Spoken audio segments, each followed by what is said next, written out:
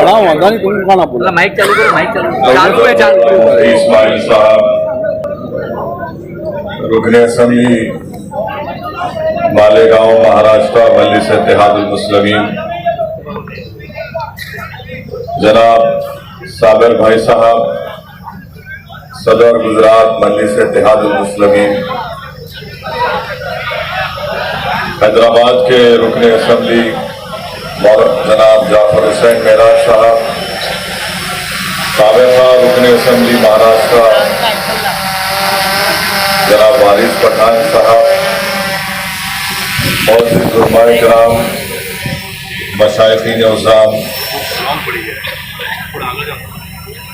मेरे अजीज दोस्तों और बुजुर्गों, मेरे भाइयों नौजवान साथियों, मैं आप तमाम का दिल की गहराइयों से शुक्रिया अदा करता हूं कि आप तमाम ने अपना कीमती वक्त निकालकर आज के इस मजलिस इत्तेहादुल मुस्लिमीन के जलसे में शिरकत की।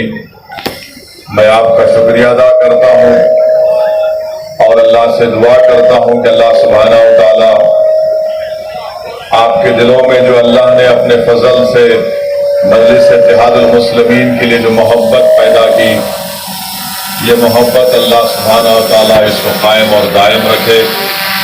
और इंशाअल्लाह ताला आपका यहाँ पर हजारों की तादाद में जमा होना, मुझे यकीन है कि वडगाम की सरजमीन पर एक नया सियासी इनकलाब लिखा जाएगा इंशाअल्लाह। मेरे अजीज दोस्तों और बुजुर्गों, आपने अभी मुफ्ती इस्माइल साहब से बसीरत अफरोज खिताब सुना, फिर साबिर भाई साहब ने अपने एहसासात को आपके सामने रखा, और फिर वारिस पठान साहब ने गुजराती में और उर्दू में अपने जज्बात को आपके सामने रखा। मैं आपके पास सिर्फ इस बात का पैगाम देने आया हूं कि ये हमारा वतन जिसको हम भारत कहते हैं, इस वतन अजीज को हमने, हमारे बुजुर्गों ने, हमारे असलाफ ने अपने खून और पसीने से और अपनी कुर्बानियों से इस मुल्क को आजाद करवाया। और इस मुल्क की आजादी में जहां पर हमारे बुजुर्गों ने अपना सब कुछ कुर्बान किया, वहीं पर तारीख गवाह है कि हमारे बुजुर्गों ने माल्टा की जेलों में तकालीफ उठाई, अंग्रेजों के जुल्म का शिकार होना पड़ा, अपने घर बार को उनको छोड़ना पड़ा, तभी जाकर इस मुल्क को आजादी मिली। मेरे अजीज दोस्तों और बुजुर्गों, मुल्क आजाद होने के बाद संविधान बनाया गया, और उस संविधान में इस बात की इजाजत दी गई कि हमको न सिर्फ इज्जत दी जाएगी, बल्कि हमको भारत के संविधान के तहत हमको अपने मजहब पर, अपनी तहजीब पर चलने की मुकम्मल आजादी दी गई। आज जहां पर हम हमारे मुल्क की आजादी का अमृत उत्सव मना रहे हैं, मगर मेरे अजीज दोस्तों और बुजुर्गों, मुझे कहना पड़ेगा कि अमृत उत्सव तो मना रहे हैं, मगर ये कौन सा अमृत आप देश में बांट रहे हैं कि जहां पर आप और हमसे कहा जा रहा है कि हमारी बेटियां, हमारी माएं, हमारे घर की हमारी बीवी, अगर वो अपने पसंद से हिजाब पहनना चाहती है, तो हमसे कहा जा रहा है कि नहीं, हिजाब नहीं पहन सकते। अगर वो हिजाब पहनकर पढ़ना चाहती हैं, तो हमारी बेटियों से कहा जा रहा है कि अगर तुमको पढ़ना है तो तुम हिजाब उतार कर पढ़ो, और हिजाब को जिहाद से जोड़ दिया गया। आप बताइए मेरे अजीज दोस्तों और बुजुर्गों, हिजाब पहनना भारत के संविधान के तहत जो आर्टिकल है 29 के तहत हमको इजाजत है कि अपने कल्चर पर चलें। सुप्रीम कोर्ट का फैसला है कि कौन क्या खाता है, अपने घर में क्या पहनता है, वो उसका बुनियादी हक है, फंडामेंटल राइट है, मगर उस पर सवाल उठा रहे हैं। फिर बात हिजाब पर खत्म नहीं हुई, अब आ गई बात हलाल गोश्त पर भी बात आ गई कि नहीं, हलाल गोश्त नहीं खा सकते, बल्कि हलाल गोश्त से कह रहे हैं कि उस पर पाबंदी लगा दो। फिर वहां पर इत्तेफा नहीं किया तो बात अब बढ़कर आ गई कि अगर मुसलमान अपनी काबिलियत और अपनी मेरिट के ऊपर नौकरी हासिल करता है तो उसका नाम दे दिए जॉब जिहाद का नाम दे दिए। अगर हम अपने पैसों से जमीन खरीद के घर बनाते हैं तो कहा जाता है ये लैंड जिहाद है। आप बताइए, हिजाब को जिहाद से, हलाल को जिहाद से, घर को जिहाद से, नौकरी को जिहाद से, हर चीज को मुसलमानों के ताल्लुक से वतन अजीज में एक नफरत की फिजा पैदा की जा रही है। हमारे हिंदू भाइयों को यह पैगाम दिया जा रहा है कि इस देश को अगर खतरा है तो मुसलमानों से। मैं आपके दरमियान में खड़े होकर ये बात साफ और वाज़ेह अल्फाज में कह रहा हूं कि इस देश को अगर खतरा है तो गांधी के कातिलों से खतरा है। इस देश को अगर खतरा है तो नाथूराम गोडसे को अपना हीरो मानने वालों से, इन जालिमों से खतरा है। मगर इस पर बात नहीं होगी। गोडसे के भक्त आज ये नफरत की फिजा भारत में पैदा कर रहे हैं। आज आप देख रहे हैं कि जब मैंने हिजाब के मसले को उठाया तो उत्तर प्रदेश के विधानसभा के चुनाव चल रहे थे तो मुझ पर तनकीद की गई कि ओवैसी तुमने उत्तर प्रदेश में हिजाब के मसले को क्यों उठाया। मेरे अजीज दोस्तों और बुजुर्गों, मैं हुफ़ाज़े किराम के दरमियान में खड़े होकर लबकशाई कर रहा हूं। मैं उलमाए किराम के दरमियान में खड़े होकर बोलने की जुर्रत कर रहा हूं। मैं सियासत के मदरसे का तालिब इल्म हूं और सियासत सीखने की कोशिश कर रहा हूं और सियासत का तालिब इल्म होने की बुनियाद पर मैं ये कह सकता हूं कि हर चीज इस्लाम दुश्मन ताकतें ये देखती है कि मुसलमानों को मुल्क के एक हिस्से में चुमटी देकर देखो, तनकीद करके देखो, इनको हिलाकर देखो, इनका रद्द अमल क्या होगा।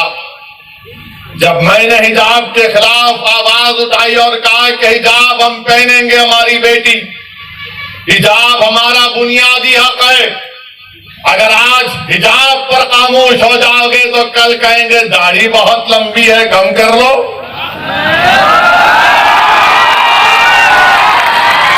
हमारी दाढ़ी पर बोलेंगे, उनकी दाढ़ी पर नहीं बोलेंगे।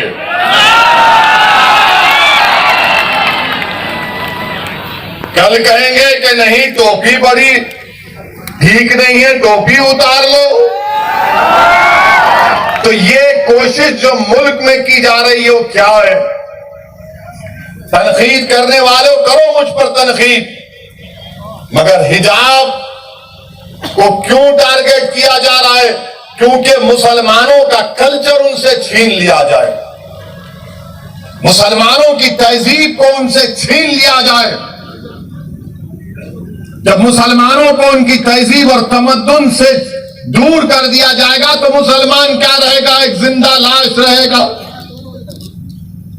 इसीलिए मैं आपसे कह रहा हूं कि आपको अपनी एक सियासी ताकत और अपनी आवाज को बनाना है।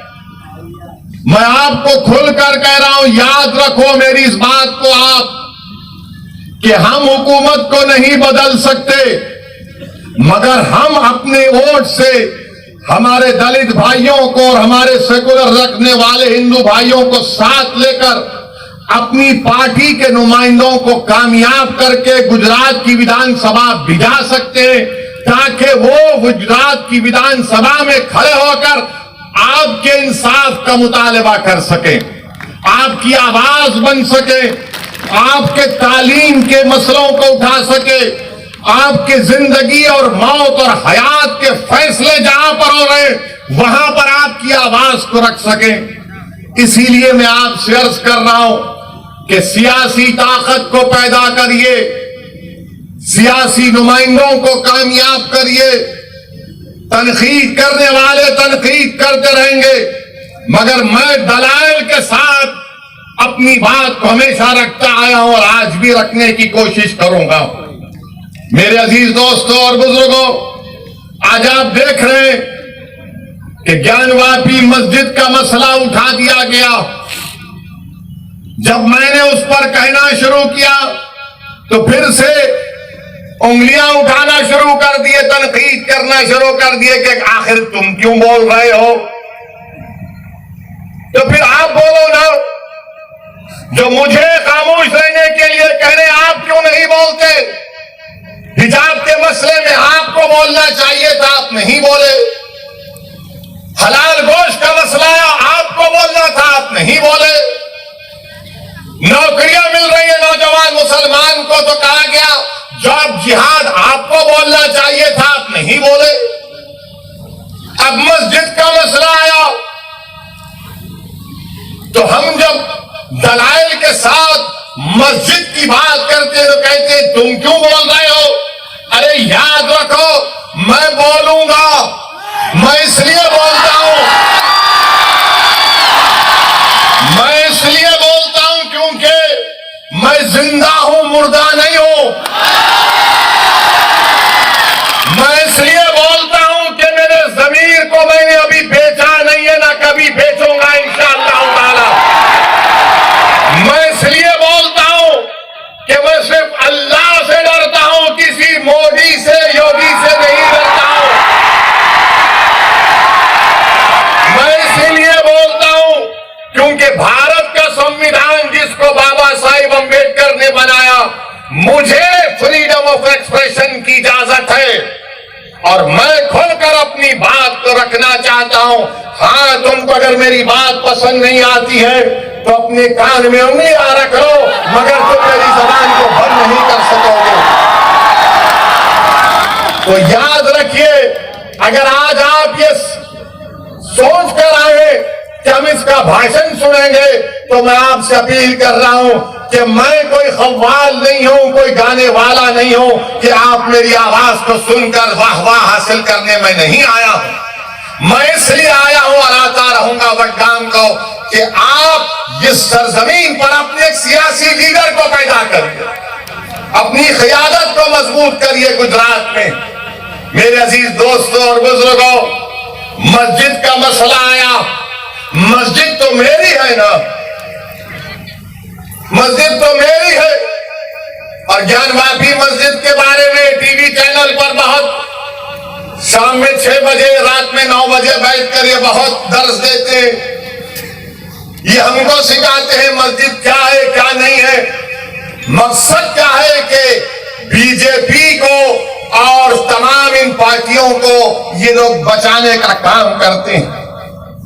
ज्ञानवापी मस्जिद क्या है, 1991 में हाई कोर्ट ने स्टे दे दिया, तो आप अक्टूबर 2021 में जाते हैं, वही मुतालबा करते हैं। लोअर कोर्ट फैसला देता, मैंने कहा उस फैसले की मैं मुखालिफत करता हूं, तो लोग डराते हैं मुझको। आप कैसे कोर्ट के खिलाफ बोल सकते हैं? बोल सकते हैं कोर्ट के खिलाफ, इज्जत से इख्तलाफ कर सकते हैं। भारत है, कोई नॉर्थ कोरिया का सरबरा यहां का प्रधानमंत्री नहीं है। हम बोले, टीवी चैनल वाले आकर हमसे पूछे, तो हमने कहा कि 91 में पार्लियामेंट ने कानून बनाया जिसमें कहा गया कि 15 अगस्त 47 को जो मस्जिद और मंदिर थी वो वही मौका उसका रहेगा। अब आकर ये बोलते नहीं, सर्वे हुआ, वीडियोग्राफी हुई तो आपको क्या तकलीफ है? हमको तकलीफ इस बात की है कि भारत के संविधान को कमजोर किया जा रहा है, सुप्रीम कोर्ट के फैसले को नजरअंदाज कर दिया जा रहा है। और अहमको जो मुझसे सवाल कर रहे, वो 91 का सेक्शन 4 सबसेक्शन 2 पढ़ लो। सेक्शन 4 सबसेक्शन 2 साफ तौर से कहता है कि जो 15 अगस्त 47 को था वही रहेगा। मगर मेरे अजीज दोस्तों और बुजुर्गों, याद रखिए मेरी इस बात को, जब मैं 21 साल का था तो बाबरी मस्जिद को मुझसे छीन लिया गया। अब हम वही 19-20 साल के बच्चों की आंखों के सामने दोबारा मस्जिद को नहीं खोएंगे इंशाअल्लाह ताला। क्या आप तमाम लोग अहद लेते हैं कि हम कोई मस्जिद को नहीं खोएंगे? क्या आप अहद लेते हैं कि अब हम कोई मस्जिद को नहीं खोएंगे? अगर अहद लेते हैं तो हाथ उठा कर कहिए नारे तकबीर, नारे तकबीर। इनको पैगाम मिलना चाहिए, मस्जिद को अब हम नहीं खोएंगे। तुम्हारे दिल फरेब और हथकंडों से हम जान चुके तुम्हारे हथकंडों को। और अल्लाह के रसूल सल्लल्लाहु अलैहि वसल्लम का हदीस शरीफ है कि मोमिन वो है जो 2 बार एक सुराख से नहीं डसा जाता। अब हम दोबारा नहीं इनको डसने देंगे। मस्जिद है और रहेगी इंशाअल्लाह ताला सुबह क़यामत तक। ज्ञानवापी मस्जिद थी और जब तक अल्लाह दुनिया को कायम रखेगा मस्जिद रहेगी इंशाअल्लाह ताला। और हमारा काम यह है कि हम अपने मस्जिदों को आबाद रखें।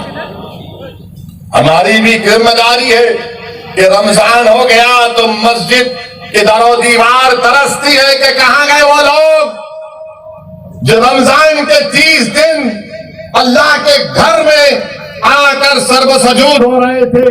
तो याद रखो, मस्जिदों की हिफाजत पहले हमको अपने महल्लों की मस्जिदों को आबाद रख के रखना। अगर हम अपने महल्लों की, गांव की मस्जिद को आबाद रखेंगे तो ये शैतानी ताकतें जो ललचाई हुई नजरों से हमको अपनी तहजीब से महरूम करना चाहती है, इनको पैगाम मिल जाएगा कि अब दोबारा मुसलमान भारत का मस्जिद खोने को तैयार नहीं है। मेरे अजीज दोस्तों और बुजुर्गों, मगर आज ज्ञानवापी का मसला आया, हिजाब का मसला आया, तो क्या कांग्रेस पार्टी ने कुछ कहा? कोई कांग्रेस के लीडर ने कहा? नहीं बोलेंगे। क्या समाजवादी के या आप पार्टी के किसी कायद ने कहा? नहीं बोलेंगे। क्यों नहीं बोलेंगे? क्योंकि इनको मालूम कि मुसलमान तो डराओ, इसको डराओ और डरा कर वोट हासिल कर लो। इनको मालूम कि मुसलमानों का जहन उसमें डाल दिया गया कि नहीं नहीं आपको सरकार को बदलना है। मेरे अजीज दोस्तों और बुजुर्गों, याद रखिए मेरी इस बात को कि हुकूमत को आप नहीं बदल सकते, अपने नुमाइंदों को आप कामयाब कर सकते हैं। अरे मस्जिद का मसला आया तो नहीं बोलेंगे, हिजाब का मसला आया तो नहीं बोलेंगे, दिल्ली के जहांगीरपुरी में गरीबों की दुकानों को तोड़ दिया गया तो मुंह नहीं खोलेंगे। मैं जब दुकानों को दिल्ली में तोड़ा जा रहा था, जब बुलडोजर दुकान के पास पहुंच चुके तो किसी गरीब ने मुझे फोन करके कहा कि ओवैसी क्या तुम आओगे या नहीं आओगे? मैंने कहा जरूर आऊंगा। पहली फ्लाइट लेकर दिल्ली को जब पहुंचा, हमारे दिल्ली के मजलिस के सदर कलीम हफीज साहब से कहा कि हमको जाना है। हम गए वहां पर, उसी मस्जिद में जाकर नमाज मगरिब अदा की, रास्ते में रोजा खोलना पड़ा, वक्त हो गया था। जिस मस्जिद के सामने उसकी दीवार को और गेट को शहीद कर दिया गया था। आप बताइए क्यों नहीं गए ये तमाम पार्टी के लोग जो मुझ पर इल्जाम लगाते हैं, जो मुझ पर इल्जाम लगाते? जाना था ना, नहीं गए। क्यों नहीं गए? क्योंकि उनको मालूम मुसलमान को डराओ और वो खुद ब खुद आपको वोट देता रहेगा। मैं इस मिजाज में तब्दीली पैदा करने के लिए आया हूं। मैं आपसे कह रहा हूं कि सिर्फ अल्लाह से डरो, इन जालिमों से मत डरो। मैं आपसे अपील करने आया हूं कि आप अपनी आवाज को उठाओ। अगर मुल्क में ये तमाम हालात पैदा हो रहे हैं तो उसका मकसद क्या है कि भारत के मुसलमानों को डराया जाए, उनको खामोश कर दिया जाए और उनको मुसलमान सिर्फ उनकी घर तक रखा जाए और बाहर में मुसलमान के कोई मजारे ना करे। मैं आपसे अपील कर रहा हूं कि हम घर में भी मुसलमान बनकर रहेंगे, बाहर भी मुसलमान बनकर रहेंगे। हालात कुछ भी होंगे मगर हम डर कर मायूस हरगिज नहीं होंगे। हम डर कर अपने घर में नहीं बैठ जाएंगे। हिकमत के नाम पर बुज़दिली के मजारे नहीं करेंगे। मैं आपसे ये नहीं कह रहा हूं कि तशद्दुद पर आ जाओ, मैं आपसे ये कह रहा हूं कि अपने हौसलों को बुलंद रखो। मैं आपसे ये नहीं कह रहा हूं कि तशद्दुद करो, मैं आपसे कह रहा हूं कि सब्र का दामन मत छोड़ो, मगर जब मुकाबला होगा तो हिम्मत और हौसले को बुलंद रखो। और मुकाबला जमहूरियत के दायरे में रहकर होगा। मुकाबला जमहूरियत के दायरे में रहकर होगा। हम पीठ नहीं दिखाएंगे, सीना तान कर अपने हक के लिए लड़ेंगे। ये भारत का संविधान हमको इस बात की इजाजत देता है मेरे अजीज दोस्तों और बुजुर्गों। वहीं पर जहांगीरपुरी में हुआ तो मध्य प्रदेश में सेंधवा में, खरगोन में घरों को तोड़ दिया गया और कहा गया कि पत्थर फेंकते थे। अब बताइए, एक वसीम शेख जिसके हाथ कटे हुए हैं, क्या वो पत्थर फेंक सकता है? जिसके दोनों हाथ कटे हुए, उसकी दुकान को तोड़ दिया। एक 75 साल के ज़ईफ शख्स को खूब पीटा, कहा कि तुमने पत्थर फेंका। तो उस बूढ़े ने कहा, अरे मैं 10 कदम नहीं चल सकता, कहां पत्थर उठाकर फेंक सकूंगा। क्या कोई आवाज उठी कांग्रेस की तरफ से? मध्य प्रदेश में तो आपकी सरकार थी, गुजरात में खंभात में, हिम्मतनगर में 10-10 साल पुराने गोडाउन थे, बीजेपी ने उन गोदामों को तोड़ दिया। कौन है ये लोग तोड़ने वाले? क्या गुजरात का मुख्यमंत्री, मध्य प्रदेश का मुख्यमंत्री, गुजरात हाईकोर्ट का चीफ जस्टिस है? क्या तुम कोर्ट के जज बन चुके कि तुम तय करोगे कि कौन किसका घर तोड़ेगा?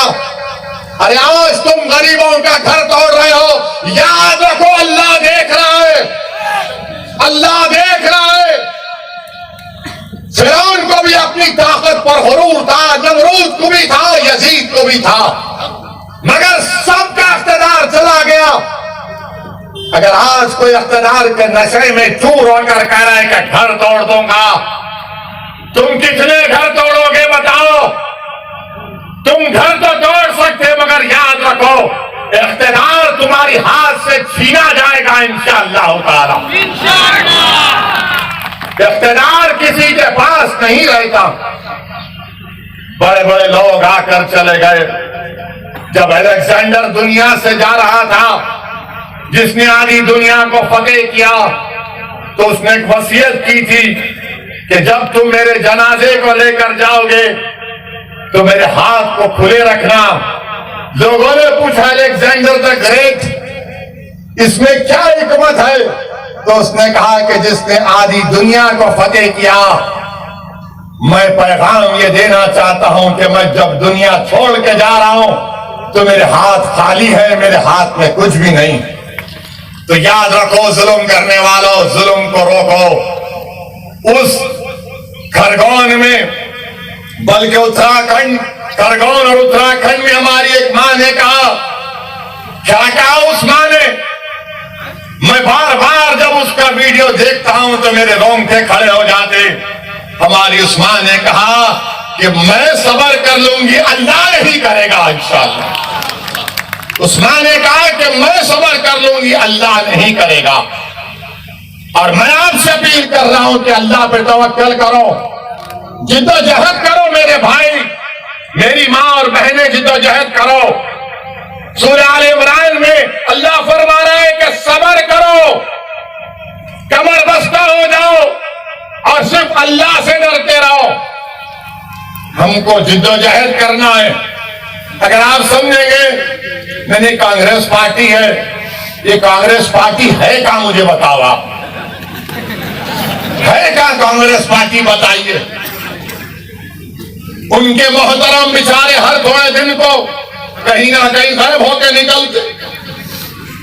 आखिर है क्या कांग्रेस पार्टी?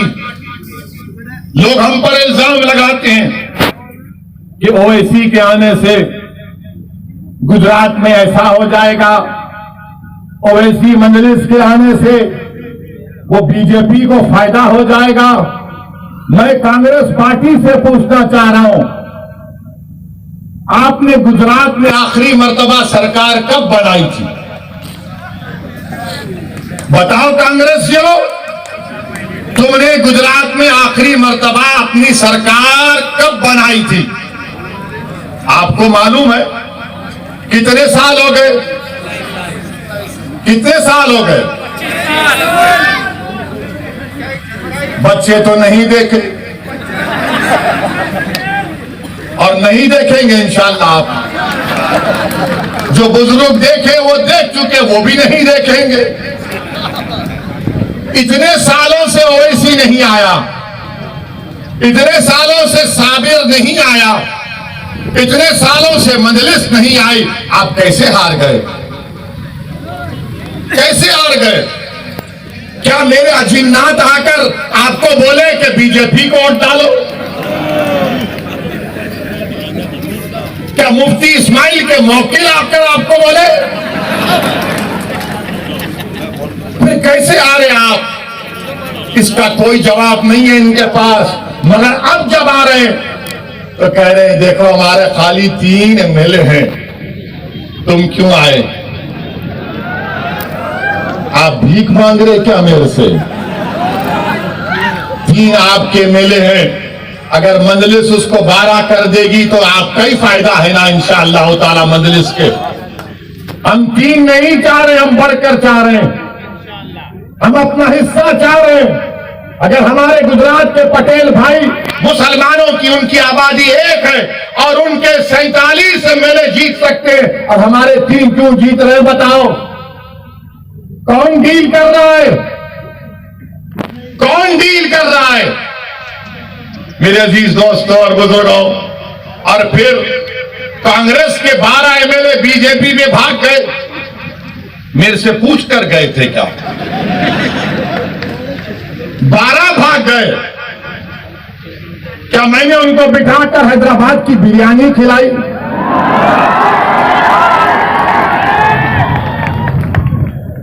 वो तो मेरी बिरयानी नहीं खाए, वो तो नरेंद्र मोदी का ढोकला खाकर चले गए बीजेपी में।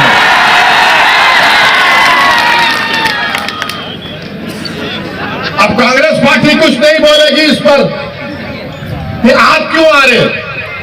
राहुल गांधी अमेठी में हार गए, मैं नहीं था। कैसे हार गए राहुल गांधी बताओ? फिर आप केरल को जाते हैं, केरला को, वहां पर जीतते। क्यों जीतते? क्योंकि 35% मुसलमान है। अमेठी में हार गए, मैं नहीं था, मजलिस नहीं थी। मगर बोलेंगे नहीं ओवैसी वहां से गुजरा था, मैं तो गया भी नहीं। आपके 12-13 एमएलए गुजरात से चले गए। क्या ये बात सच नहीं है कि वडगाम के कांग्रेस के जो साबिका एमएलए थे मनी भाई चले गए, टाटा कर गए? क्या आपके खाने की दुकान पर मनी भाई खाकर गए थे क्या कि भाई यहां पर अच्छा खाना मिलता है, मैं खाके जाऊंगा? मनी भाई चले गए। अच्छा, फिर एक और इनका एमएलए गया जिसका नाम है अश्विन कोटवाल। उसने पेपर में बयान दिया, मैं पढ़ा, जिसमें अश्विन कोटवाल ने कहा कि मैं कांग्रेस से जीतता जरूर था मगर यास्मीन बोल रहा है कि मेरे दिल में नरेंद्र मोदी की मोहब्बत थी। क्या मोहब्बत है कांग्रेसियों की? जबान पे मुसलमान और दिल में मोदी की मोहब्बत है, और आकर हमसे कह रहे हैं कि आप इलेक्शन क्यों लड़ रहे हैं। मेरे अजीज दोस्तों और बुजुर्गों, महाराष्ट्र की असेंबली विधानसभा में असेंबली में मुफ्ती इस्माइल हमारे कायदे मुकन्नना है, और धूलिया से फारूक शाह है। आप उठाकर असेंबली की कार्रवाई देख लीजिए। बिहार में मजलिस के 5 एमएलए बिहार की विधानसभा को हिला के रख देते हैं। सीमांचल के इंसाफ की बात होती है। ये 3 जो जीत के गए, कितने बार मुंह खोला तुमने?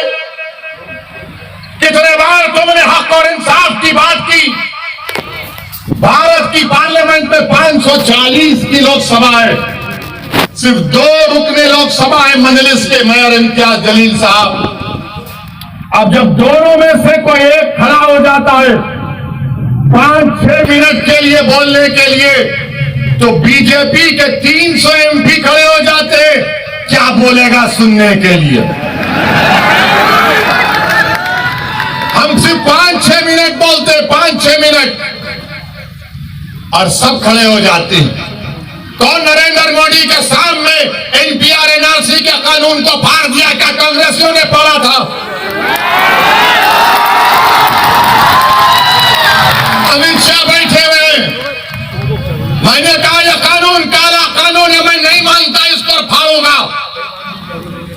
आपने भी यहां पर वडगाम में एनपीआर एनआरसी के खिलाफ एहतजाज किया, मैं आपको सलाम करता हूं। अल्लाह आपकी उस कुर्बानी को कबूल करे। 250 लोग जेल को गए। दिल पर हाथ रखकर बोलो, क्या कांग्रेस ने कहा कि तुमको छोड़ना चाहिए जेल से? दिल पर हाथ रखकर कहो कि जब 250 लोग एनपीआर एनआरसी में वडगाम के उसमें जेल में गए तो क्या कांग्रेसी बोले? कब बोली कांग्रेस? जब पट्टीदारों के लोग जेल में थे तो कांग्रेस ने कहा छोड़ो और केस को वापिस लो।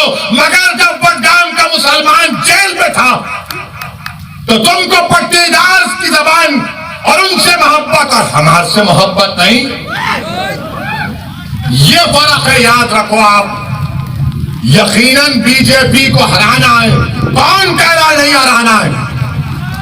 हम ही तो लड़ रहे हैं बीजेपी के खिलाफ। पार्लियामेंट में हर चीज में मजलिस मुखालिफत करती है। ट्रिपल तलाक का कानून आया तो मजलिस ने मुखालिफत की। एनपीआर एनआरसी का कानून आया, मजलिस ने कानून की कॉपी को फाड़ा। यूएपीए का कानून आया, हमने मुखालिफत की, कांग्रेस ने तायीद की। क्या कांग्रेस ने अमित शाह के लाए हुए तरमीमी बिल की तायीद नहीं की?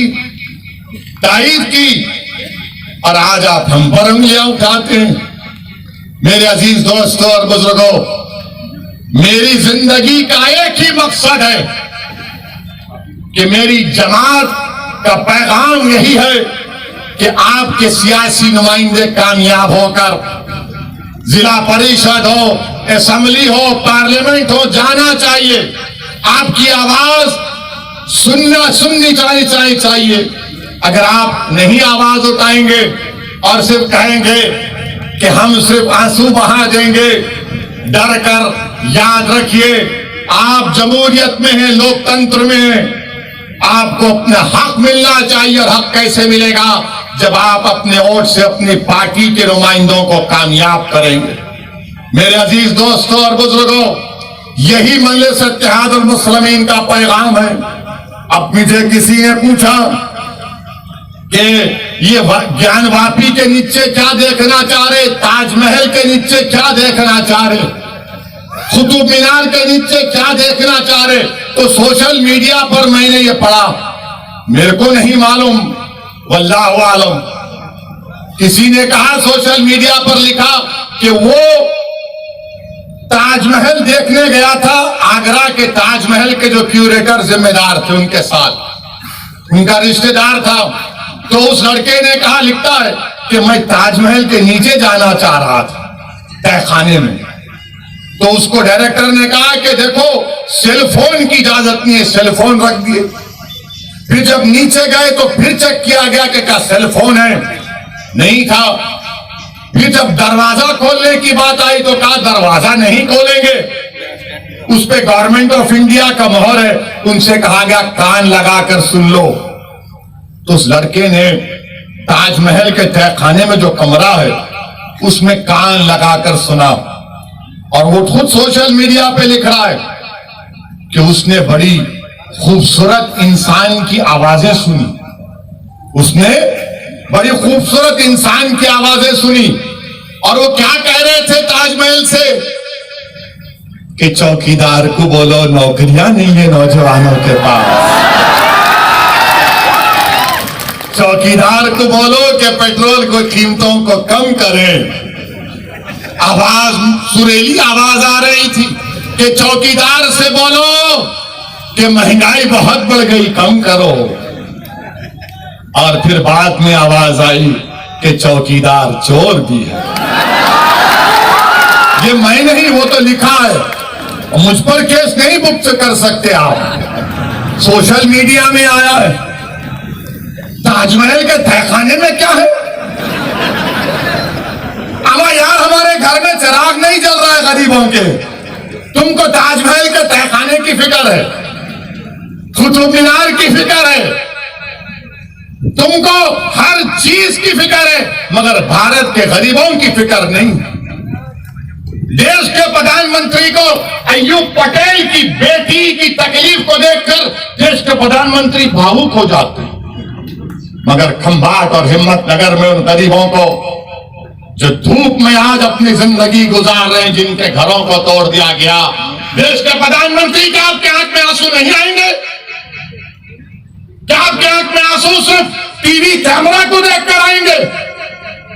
मेरे अजीज दोस्तों और बुजुर्गों, ये भारत की हकीकत है। कब तक है परमिशन? हाँ ठीक है, ठीक है, कोई बात नहीं है। हाँ नहीं, अरे 10 बजे खत्म करेंगे, क्योंकि अभी थोड़ा बाकी रखेंगे ना। मैं फिर आऊं ना, मत आऊं, फिर आना पड़ेगा ना मुझे। आप तमाम लोग हमारा साथ देंगे ना, आप तमाम लोग वडगाम से मजलिस को कामयाब करेंगे इंशाअल्लाह। जरा हाथ उठाकर बोल दीजिए।